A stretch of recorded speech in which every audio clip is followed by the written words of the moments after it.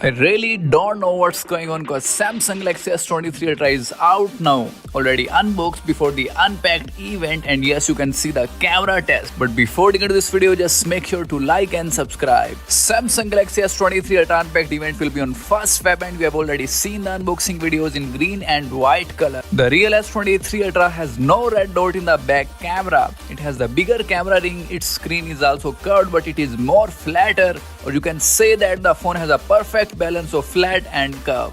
This time the S23 Ultra beats the Apple A16 Bionic in GPU and in the camera, so we can also say that the S23 Ultra is the ultimate king of the mobiles. We still didn't know much about the battery and other things, but after the unpacked event everything will be clear and phone will be on stores globally from the 17th Feb. So tell me guys, that will update your S22 Ultra to S23 Ultra or not, and what's your views about the upcoming S23 Ultra? So this is it for this video, and don't forget to like and subscribe. So see you soon in the next video.